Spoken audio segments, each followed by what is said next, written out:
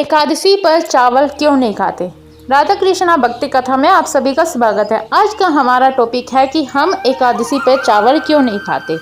क्या आपने कभी सोचा है हर महीने आने वाली एकादशी पर हमारे घरों में चावल क्यों नहीं बनते।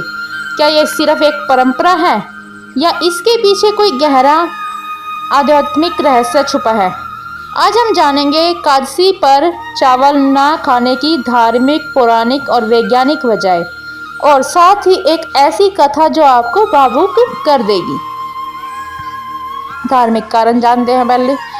एकादशी भगवान विष्णु को समर्पित व्रत माना गया है। इस दिन तटस्थ भोजन लेने से शरीर और मन दोनों शुद्ध होते हैं। चावल खाने से शरीर पर भारीपन आता है और व्रत का पुण्य कम हो जाता है।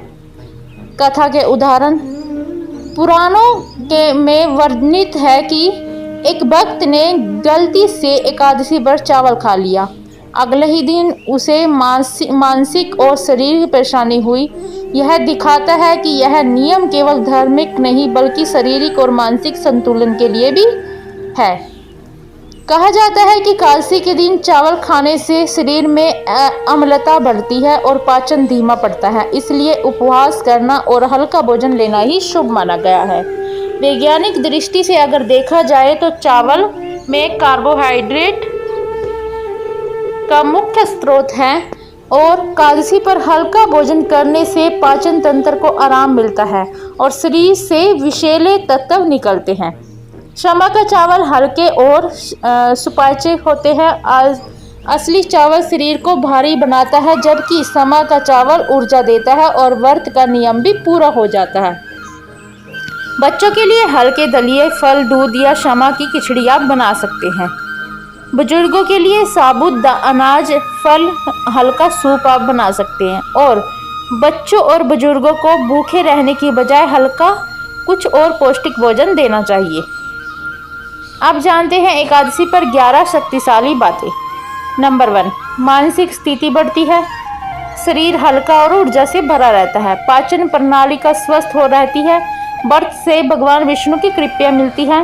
नकारात्मक ऊर्जा दूर होती है। ध्यान और योग से सुधार होता है। मन की इच्छाएं नियंत्रित होती है। तनाव कम होता है। आत्म नियंत्रण का अभ्यास होता है। आध्यात्मिक जागरूकता बढ़ती है और परिवार और घर की सकारात्मक वातावरण बनता है।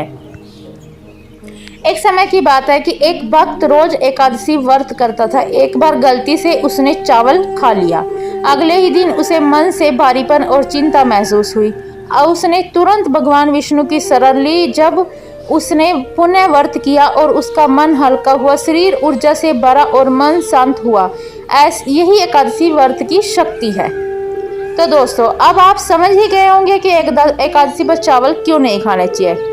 यह केवल परंपरा नहीं है बल्कि हमारे शरीर और मन आत्मा को शुद्ध करने के लिए भी जरूरी है। अगर आप यह वीडियो पसंद आया हो तो लाइक करना, शेयर करना और हमारे चैनल राधा कृष्णा भक्ति कथा को सब्सक्राइब करना, ताकि आपके भक्ति और ज्ञान की और कथाएं मिलती रहे। जय श्री राम।